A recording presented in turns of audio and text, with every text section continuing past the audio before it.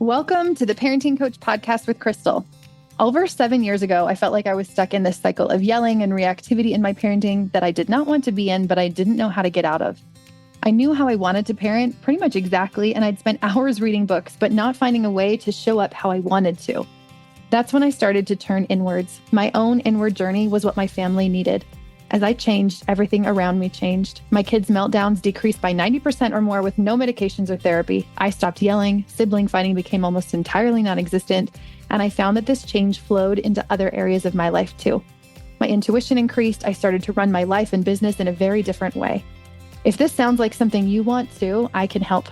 Join me each week as I share my journey, including the laughter, fun, hard times, and tears. Tune in for support, guidance, and fun conversations with my favorite experts, and really anything else that interests me too.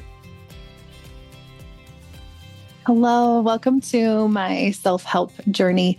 I think this is going to be a pretty special episode. I have been pondering a lot recently on where I was 5 years, 10 years ago, 20 years ago, 1 year ago, and what things have helped me the most, what have been the hugest, most pivotal moments or teachings or mentors or books in my life and how that has changed.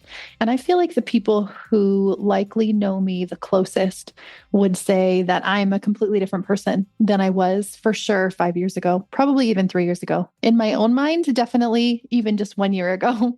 And I wanted to share a little bit about that because I think that it's important. I think that you'll be able to see a little bit of yourself likely in some part of my story, and that it will help you in your story as well. And I also noticed recently that as soon as I'm listening to someone speak, whether it's at like church or like I'm out, watching somebody on Zoom or whatever it is, that I immediately tune in more as soon as a story gets told. Like as soon as they start sharing a personal story, like a part of my brain just focuses more. And there's something about the sharing of our personal stories and the sharing of other people's personal, unique stories that just are so much more impactful than just teaching and just knowledge and just tools. So today's going to be less about tools and more about story. And I'm curious for you, you can even reach out and let me know if you find the story maybe even more impactful than when I hop on here and say, here's a lot of tools that you can use to help. And next week's episode is going to be more tool-based. So don't worry, you can have some tools still. But I really think that stories can change lives. One of the things that I loved that I learned from Brené Brown, she had this quote that said, write a brave new ending. So it's like, she said something like owning your story so that you can then write a brave new ending. And I loved that. And I remember it resonating with me. And I thought, what do I want my ending to be? Or what do I want my next chapter to be? What do I want my story to look like? When I'm looking back on my story, what do I want it to have said? I also remember reading a book by Stephen Covey, and I think it was on the 7 Habits. And one of the ideas that he talked about was looking back as if you were at your own funeral and you are listening to somebody read your obituary. What would you want it to say? What would you want it to not say? What are the things that you think are most important? And having this like kind of zoomed out approach at life really helps me to see my direction, my aim, where I'm going, what do I want to be known as, what success actually means to me. And that reminder of what success actually means to me is so, so important, as society tells me the opposite all the time, that success is lots of social media numbers, lots of money, lots of clients, lots of fame, this kind of external power. And I think that success is really very different. It's feeling successful right now in this moment. It is feeling satisfied. It is feeling like you have more than enough, that you are more than enough. And I think that that is something that is a very rare form of success and something that needs to be intentionally cultivated. It doesn't just happen to us and randomly drop into us. So yeah, I'm going to share my story and hope that you find some insights that help you along your path as well. So as I'm going back into my journey, I'll give a brief overview of my past journey. My childhood growing up had lots of happy moments. It was really busy. It was really loud. There was 8 kids in my home. Oftentimes we had neighborhood kids all over the place. Definitely raised in a traditional 80s, 90s type environment where parenting was much more shame-based, much more controlling, not great for nervous system regulation or connection or relationship. So I didn't learn any of this until I was an adult, alongside my parents learning this as well, which has been kind of a cool journey. But fast forward to kind of the 2000 to 2005 years, for me, I was late teenager, early young adult stage, got married in 2005. And during this time, one of the things that I think is of note when I look back on it now, having the lingo that I have now, is that I was an intense people pleaser. People pleasing so much that like people didn't have to ask me to do something. I would know what they needed. I would know what they wanted, and I would give it to them before they even asked. It was like me taking such a thermostat temperature check of everybody's thoughts and feelings at all time and making sure that they were always happy with me and they always had what they needed from me before they even said anything.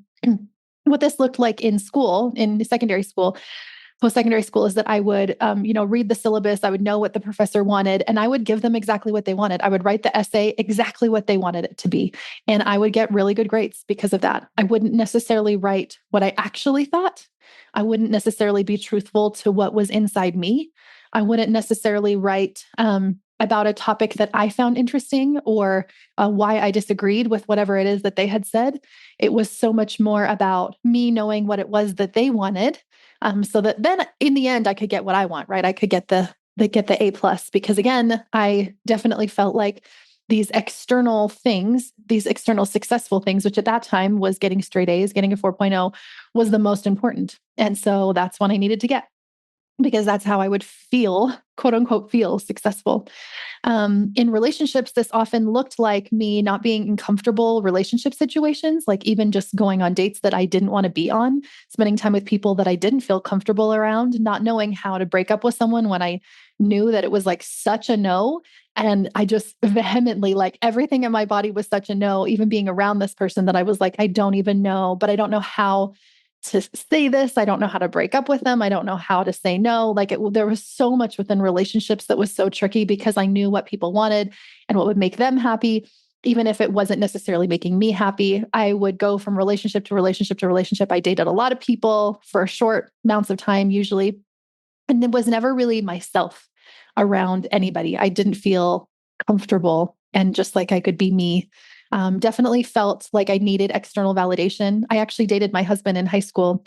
We got married several years after we dated, but as we were dating in high school, I remember just needing so much validation from him, like all the time. Actually, even fast forward through the years when we were even engaged, I would like constantly be calling him. And I don't even remember exactly what I said or did, but I remember now that I have the lingo that I really needed that validation from him, that he did love me, that I was enough, because I didn't feel the validation within me. And no matter what he said or did, I still didn't feel it inside. I'd be like, are you sure though? Like, are you really sure about that? Like, do you actually want to marry me? It was like I was constantly not feeling validated inside, looking for it outside of myself, and never feeling like it was fueling me within. And if you listened to my Miracle Year podcast episode, I share this concept in Buddhism called pretas, right? Which is that hungry ghost, that consuming, and never satiated, never satisfied. And I feel like that's what it was, like this empty void within me that nothing external could help me fill. No amount of good grades, no amount of relationships, no amount of people telling me how lovely I was, that would make me feel that way inside. So fast forward to getting married. I thought that I was a very patient person, but shortly after realized that I was actually kind of like loud and not just boisterous, but like kind of aggressive and kind of contentious. And I think that that's just was the norm within my household. So I didn't really realize that it was like not that, and that it wasn't okay. And so I would fight often. There were never actually real fights with my husband, because he would just be like, why are you yelling about this? Can we just like talk about it? Like, and also, why do you feel so strongly about this little thing? And anyways, so it didn't take very long to kind of change that dynamic, because the pattern that I was so used to, where I would be big and loud and noisy and whatever, and then someone else would do that back to me, and then it would just keep getting higher and bigger and louder, would stop, because he was not like that at all.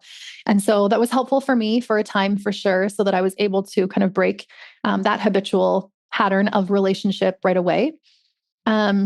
Still pretty people pleasy, definitely still focused a lot on outcomes, wanting to get really good grades more so than learning, than actual learning. I think that started to shift over time gradually, but not anything significant.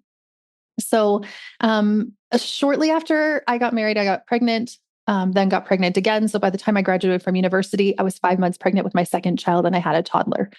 Um, then I decided to stay home. I was a stay-at-home mom for a long time, and I had a degree in psychology by now. And I've always been interested in why people do the things that they do. And I didn't find that university really helped that. I didn't find that anything that I learned there really helped me understand what I could personally do with my own emotional healing, with my own like self-help journey. Like it was not that at all. It was like brains and animals and evolution and very externally behavior based. There wasn't anything that was really helpful when it comes to any sort of healing, which was interesting. So, finish my degree, come home. I'm reading all about attachment and connection, and I'm loving it. And I am falling in love with it and thinking, like, this is how I want to parent. I want to parent in this way of relationship and of connection. But feeling like I'm failing at that. Very impatient, yelled often. When my kids were little, I would spank them. I would yell at them. I would send them in timeouts in their room. I would take things away. I had this little like toy jail. So I would like take away their favorite toys and put it in toy jail that like even had this plastic bin with these like prisoner jail things on it, that looked like a prison, so that like that would be where their favorite toys went. Really anything that I could do in that control force type parenting modality to try and get my kids to stop their behavior. None of that worked. It wasn't great. We didn't have a great relationship. Fast forward, I decided to homeschool, so that I could spend more time with them, thinking that that would be the thing that would finally help our relationship. It didn't. Spending more time with somebody that you don't get along with very well does not actually help your relationship that much. So as I'm reading and understanding these concepts and really committing to like, yeah, I want to do things differently, nothing actually changed. I wasn't ever able to implement anything that I read or learned, no matter how many courses I went to. I even went to like a local parenting coach and a parent center and was like learning about attachment and all of this stuff. And they would give us all these tips. And I was like, no, like none of this, I need somebody like in my home, an expert in my home helping me do this because it's pretty much impossible. So I didn't actually see a big shift at all. Around 2013 to 2015 ish, we designed and built our own home, which was its own big, huge thing. And I remember feeling even more agitated and even more irritated in this new house. It was a lot bigger than the houses that we'd been in the past. And I just felt like I was constantly taking care of it. Like I was picking up after everybody. I was like yelling at people that they were making messes. And I felt like I was either cleaning or yelling at people that they were making a mess of what I had just cleaned. And it felt really overwhelming. And so at some time around then, I think I watched a documentary or read an article, and that was the very first time I'd ever heard of minimalism. And so that's when I got into minimalism. And the biggest shift for me was instead of like taking away the things that I didn't want anymore, it was looking at all of the stuff that I had and just picking out the pieces that I did want to keep, which are the ones that I really loved. And that really shifted things for me because I started getting rid of a lot of stuff and therefore was like slightly less impatient just because I wasn't like constantly feeling I was cleaning anymore. And so that was a big shift for us.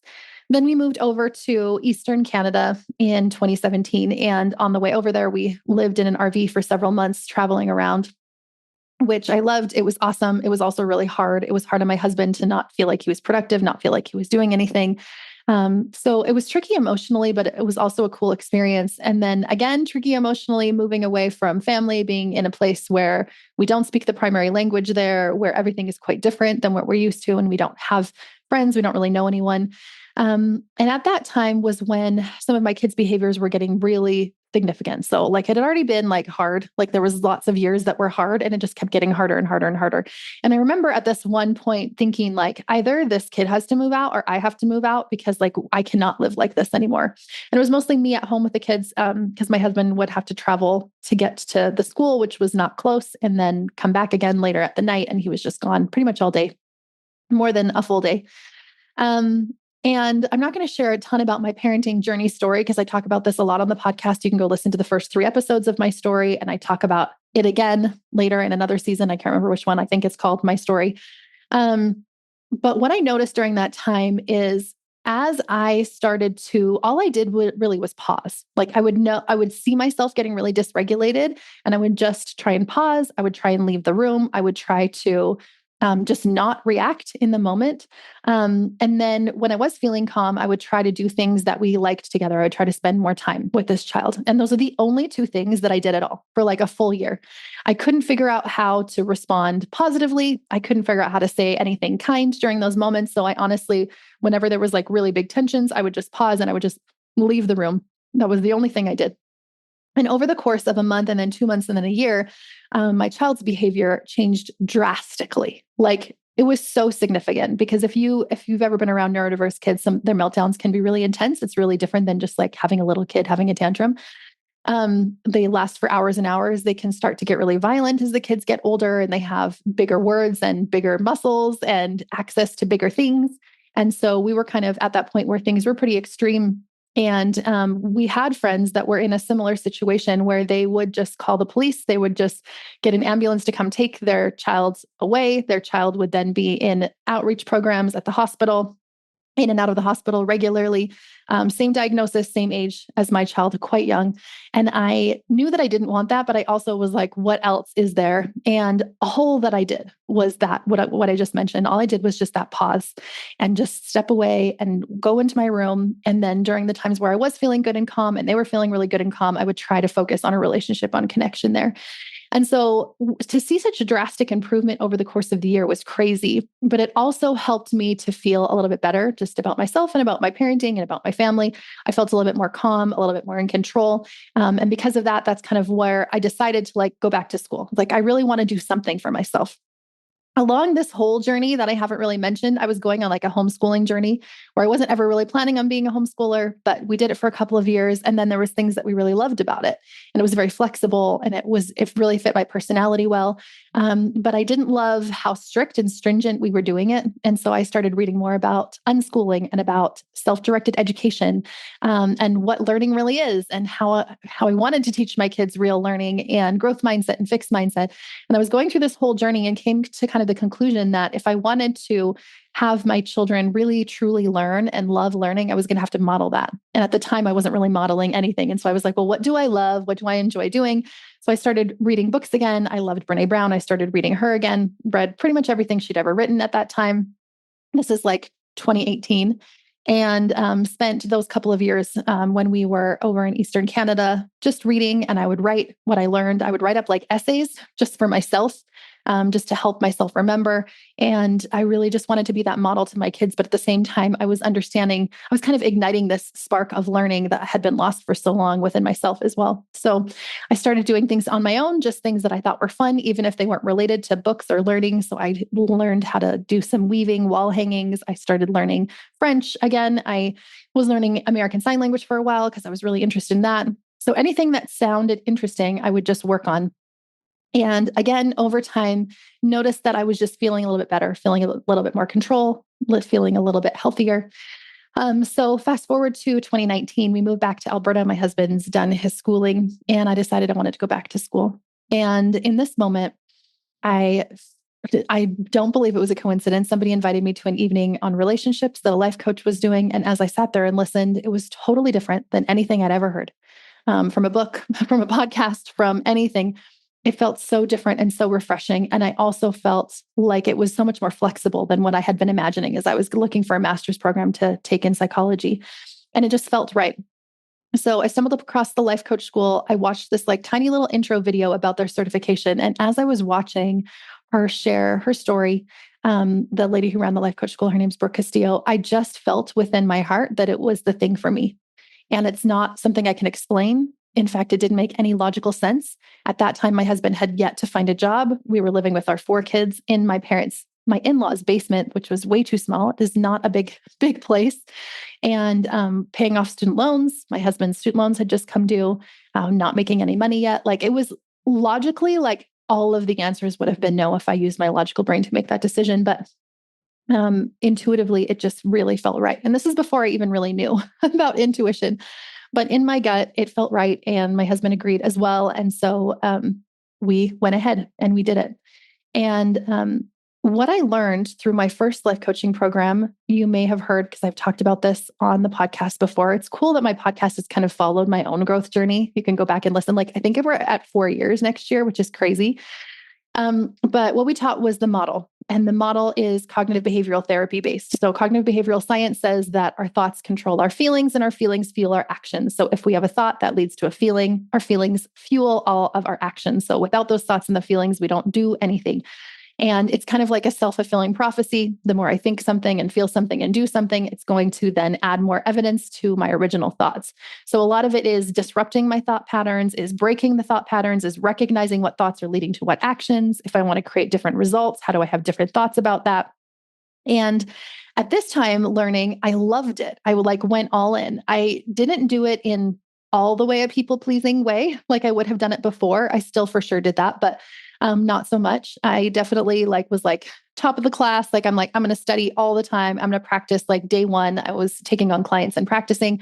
So during that first 6 months, I coached 15 plus hours every week for 6 months. And then did the second, we had a 12-month long training. By the second 6 months, we were already certified. And so I'd already started taking paying clients. But that time, the model that we learned was very thought-based. It was very brain and mind focused. There was nothing about shame. There was nothing about the nervous system. There was very, very, very little about emotions, and not in detail. And it ever really teaching you how to feel the feeling, a little bit, but not a lot. So I noticed these changes and shifts happening again. In fact, I can remember this one specific moment in January of 2020 where I still totally lost it on my kids, and I hadn't in a while. And I remember noticing my thoughts, and I remember noticing my feelings, and I remember having awareness in the moment as I was kind of losing it and yelling at my kids. I remember having some awareness and being able to pause and walk away and realize what was happening. But at that time, I had no idea what role the nervous system played. I had no idea what role my childhood, my own attachment patterns played, or what was happening with my own emotional health during that time. And that's kind of what I started to dig into next. So that was the last time that I ever really lost it on my kids, where I ever actually yelled, what I would call yelling. I've definitely raised my voice to get their attention since then, but never yelled out of anger, out of frustration, just lost it, at that moment. And it has been almost 5 years, which is also wild to think, because for so many years, I just thought this was a part of myself that I would never be able to change. I thought it was a personality trait. I have blonde hair and I'm impatient and I'm always going to be a yeller. I thought that's just who I was. So that, looking back 5 years to now, definitely huge, huge changes. I had definitely tried to stop yelling before, but they were very behavior based, try to stop yelling, and they didn't really help. But the emotional work started to help, and the awareness around it started to help. And then I took a training through Brene Brown, and that's when I started to learn about shame. And shame became pretty much everything that I could see. It was a 12-month long training. I didn't do it with her, but it was through her curriculum. So we got to watch these videos and stuff every week. And then we would come together and have discussions. And I noticed how it was affecting people at work, at home, in their relationships. I noticed how it was affecting me. We did a lot of self-work during that program. And I just realized this is it. We need to talk about this. In fact, I remember being in one of my trainings at the life coach school and being told you pretty much just don't coach on the thought, I'm not enough. Everybody has that. It's just not a thing. There's no point. We don't go there. We go to the other thoughts. But this was kind of this root baseline thought that everybody does believe. And it kind of felt strange to just be avoiding it and going to other thoughts. And I also noticed that sometimes people would get coached on the same thing over and over and over again. And I was is this actually effective if we're doing this? And for sure, I felt like my clients had huge success and things really were effective. And we really got some great places, even within that first year, which I certified in March of 2020. So even throughout that first year, I felt like people were making really big strides and changes, and it was really effective. But I did feel like there was more. And so I started to learn more about shame. I started to see it all over the place, especially within me. I was definitely my own first client within here. But I recognized that what I was learning in that program could only take me so far, because Brene Brown talks a lot about shame and a lot of research about shame and a lot of recognizing it and calling it out, but not so much what you do after that. Not so much how do I process shame in my body, and where is it coming from and why, from my childhood and all of that. So that's kind of what I started digging into next. So I started to recognize, me being my own first client, that shame needed to be processed in the body. That it wasn't just something that I could speak to my logical mind about, that I couldn't just tell myself that I was enough, that I was doing a great job, that I was going to do a great job, all of these things um, that just didn't work. There was no amount of self-coaching. There was no amount of being coached in which I ever believed myself, or I've ever believed that thought change, that belief change when it came to shame and my identity. But I did notice huge shifts when it came to my nervous system and through meditation. This is around the same time I started meditating, and through shifting energy within my body. And I realized that it was so much more of a somatic thing, so much more of an in the body thing, that we had to do some sort of visualization or get into the body or do emotion work in a way that I hadn't been taught before that became effective. So I started developing my own methods, and I would use them on myself. And then I started using them on the clients, and they were really effective. And then I continued to learn more about somatic work and about the nervous system. And I found that all really helpful. Around this time, I hired an intuitive business coach, and it was totally different than I'd ever heard of before. It wasn't like, here is numbers and funnels and landing pages and data and marketing ideas and all of the things that I had been taught. But instead, it was, what do you think about that? What if you are your best marketing manual? What if, just like I was within parenting, right? I had learned all of these skills in parenting. I trusted myself. I believed in myself. I took great care of myself. At this time, I had a great relationship with my kids within my parenting because I'd really worked on that over those couple of years, learning about shame and triggers and all of that. And I realized that I hadn't related any of that to my own business, but that the lessons were all the same. Why was I listening to others instead of me? Why was I not taking time to listen to me? Why was I not caring for myself within my business on a deeper level? So I'm learning about masculine and feminine energy, which is similar to like yin and yang. I'm starting to focus on listening to myself and stillness. This is around the time that I'm starting to meditate. And I'm noticing way more significant changes, way more than just the like surface level thoughts, like actual identity changes. I'm more decisive. I'm more confident. I feel better within myself. I'm more outgoing. I'm more able to say what it is that is my truth, even if it's going to make other people uncomfortable, and not in an unkind way, in a very clear way. I would put myself out there more, doing things that before would have really freaked me out and I would have just not done. Things really started to change. And I started to really tap into my intuition. And during the course of the next year or two, I really transitioned my business through only listening to my intuition, not through what made logical sense. Again, going back to like when I first signed up the life coach school, did not make logical sense. This again does not make logical sense, but I started fueling my business through my intuition and made some really big changes and shifts that made me feel so much more calm, so much more still, so much more peaceful, so much better about my business. And over time, really transitioned my business to a space that I felt really good about and that I felt really successful in. Even though I'd had like outward success before, I never felt it on the inside. And so I kind of started noticing these things like shame, how shame's connected to childhood, attachment, triggers, how it was all connected in a way that nobody ever really taught me, but that I was kind of reading and learning and understanding on my own and with my own clients. Again, creating more methods to help my clients and to help myself through this, realizing all of this attachment stuff that I've been talking about recently, and not attachment in relationships, but attachment as in, what externally am I attaching my own worth to? What am I hoping for validation for externally so that I can fill this gaping hole that's within me to feel better about myself? Why am I not feeling successful now? And that is the journey that I have been on for the last year or 2 years or 3 years. And there's a few things that I noticed about my journey. One was the right books and guides and mentors and friends came at the right moments when I needed them. That intuitive business coach I kind of found randomly, and I needed her at that time. And it completely changed the future outcome of my life because of the things that I learned and because of the muscle that I built of intuition during that time with her.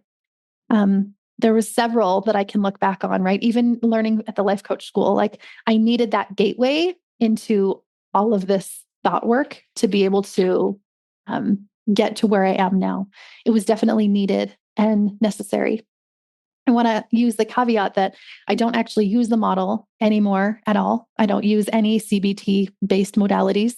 I only teach very rudimentarily think, feel, do. Our thoughts create our feelings. Our feelings fuel our actions, just so that we can have some awareness around our feelings and some awareness around our beliefs. But that's it. I do everything in my life and my business through intuition. I don't ask for sources outside of myself to tell me how to run my business and what I should shift or change. And whenever I have gone into that, it's always been a good reminder afterwards to be like, oh, wait a second, we don't do it that way anymore. This is why it doesn't feel good for you. What does feel good? How can you use your business as an avenue to love yourself at a deeper level? That is what I believe my business is now. It's this opening for me to be able to love myself again in a new arena. Just like I could get to a space of loving and accepting myself within parenting. And that being the thing that stopped my yelling. Not all of the times I told myself I was going to stop or yelled at myself for not doing it or felt bad myself for not doing it. Those didn't help. They just added more to my yelling. I started doing the same thing within my business as well. And so now I run an intuitive life and business that's guided by these 4 principles. 1 is manifestation. 2 is intuition. 3 and 4 tie together. They're trust and non-attachment. And those 4 areas have changed my life significantly. So much more than just awareness of my thoughts, so much more than just awareness of my feelings.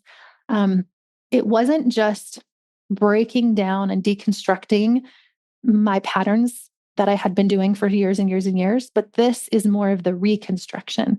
This is more of the building back up. How do I want to live my life now? If I'm not going to be guided by all these past patterns and habitual ways of being and shame and everything that I was dealing with before, what do I want to create? What do I want my life to be constructed and designed like?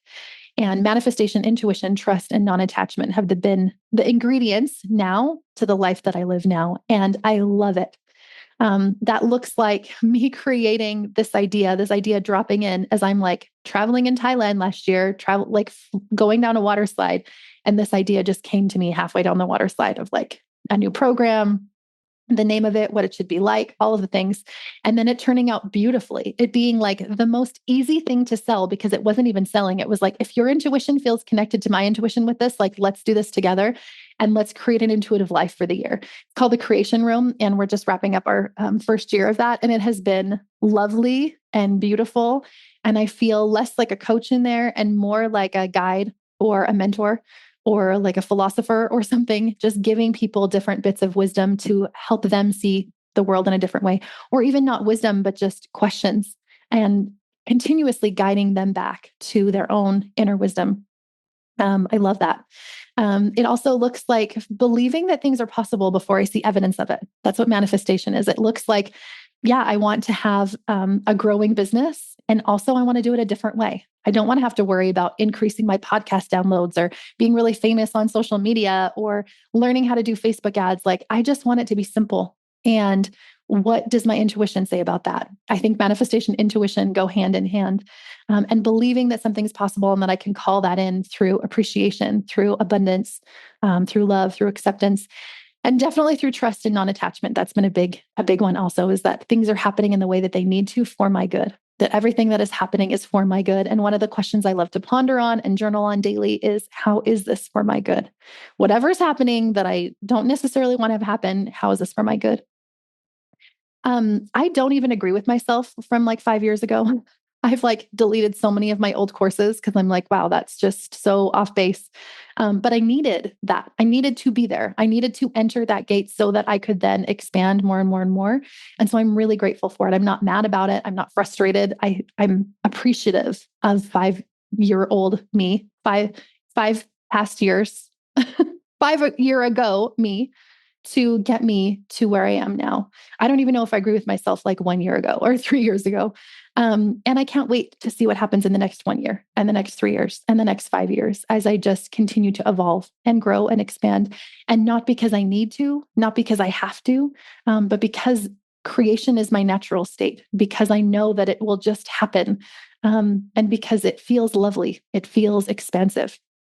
This exponential change that happened in every arena of my life continues to happen. It has changed my relationships. My own personal journey this last year has been my journey with my marriage. And I haven't talked a lot about that yet, but it has definitely been something that I have worked on, that I have gone inwards, gone to the depths with. I've also been doing it with my business relationship. That has also been my last year's journey. Getting into this mode of non-attachment, of not feeling like I'm that hungry ghost that needs to constantly be consuming in order for me to feel successful now, but that I am truly successful now, and feeling that energy, not just saying that I believe it, not just thinking it like thought work, but actually feeling it in my whole body. And my next year's work, and what I have been working on as well, has been detaching from body size and food choices, unshaming that, making that energy neutral as well, instead of being so attached to it. And I don't think that I'm super attached to it now because I've been doing the work for a while, but I am excited to see where the next year takes me with that as well. So if you are feeling like this is the work that is for you as well, this expansive work, then come join me. Come join me over this next year. Create your own miracle year as me as your guide or your mentor or just your bestie, cheering you on, with questions and insights and journaling prompts and little bits of things that will really open and expand you. I've really loved working with the people that I have, and I've never really worked with anybody in this kind of an intimate container long term. And I'm so excited to see what changes can happen, because I've seen huge changes over the 6 weeks or 12 weeks that I've worked with people. And it's not just like a few of my clients that get those huge changes, it's all of them. Everyone that has chosen to dig into this work has gotten what they came in for. That is just what happens. If you are committed to the work and if you come and you do the work, that is what happens. In fact, I was trying to think, like, is there anyone that I've worked with for 6 weeks, 12 weeks longer that hasn't gotten what they needed? And I don't think there is anyone. I can't think of anybody. Um, because it is so impactful. It's taking all of this, right? Yes, it's your thoughts. Yes, it's your feelings. Yes, it's your nervous system, but it's also your childhood. It's also your own attachment patterns. It's also shame. It's also triggers. It's also inner child work. There's so much more to it. It's so expansive. And that is what I'm bringing to the table. In that, imagine what can happen in 12 months. If you can get exactly what you want in 6 weeks or in 12 weeks from doing this intentional work, imagine what we can create in 12 months, not just deconstructing the things that we no longer want, relationships that are no longer healthy, or parenting stuff that we want to work through, but we can also create things like new businesses or promotions, or just feeling good about not having a business and being at home, balancing work and life, whatever that is for you, bringing in intuition, bringing in manifestation, feeling less of the hustle and of the, I need more marketing strategies to get there, feeling like you are successful right now and actually listening to yourself. Because you know what my self says? It usually says the opposite of what the marketing techniques say. And it works so much better. I was coaching a client recently, and she was saying, she felt like she needed to make 100K in the year. And she was saying all these goals and stuff. And I was like, do those actually feel good? Are those actually your goals? Are they actually aligned? They weren't. And what she really wanted to do was just have a couple of clients at a time. She really wanted just to have it be this side hobby. And she also had all of these other hobbies that she wanted to work with. She wanted to spend more time with her grandchildren. She wanted to spend more time quilting. There was all these other things that she wanted. And she has been able to design the life that she wanted based on what she actually valued and what she actually wanted versus what other people were telling her to. This is an expansive place to be. It is creation instead of just letting life slide by and happen to you as the days go by, as the years go by. It is deciding to create something very different. I feel entirely different now than I did 5 years ago. I cannot even recognize the person that I was 5 years ago in almost every single arena of my life, and all in good and positive and helpful ways, in ways where I feel more myself. I feel more like me. And I can understand that what I used to think were personality traits or character flaws or these parts of me that I just could not handle, were really coming from my own childhood, coming from my own past experiences. They were really just trauma. They were tricky stuff that I needed to move through. They weren't who I am. And when I started reconstructing and deciding, like, who am I? What do I want my life to be? It has been beautiful. I've traveled around the world with my family. I work from home with my husband. I homeschool my kids. I have great relationships with my kids. My kids are thriving. And whenever they're not, I know how to help them. I don't feel sidewinded by it. I'm not like, oh no, and what do I do here? I feel confident. And I especially feel confident as I have a child going off and going into college as he's there now. that I feel so good about what I've been able to instill in him. So if you want to join in this expansive, creative, intuitive life with me as we learn more about manifestation, intuition, trust, and non-attachment, and you add that to your relationship, add that to your business or your wealth, add that to your relationship with your body, with your mind, with your soul, that is the work that we're going to be doing. So come join me. You can send me a message and we can hop on a call, or we can chat over Voxer or Instagram, whatever you want. But I know that this episode and this idea will call to the people that need it. It won't be for everybody. There'll probably just be a few of you, but you will know. You will know in your heart. You will feel it. You will listen to this and you'll be like, yes, that is for me. In the same way that when I first went to life coach school, even though it didn't make any logical sense at the time, I just knew it was for me.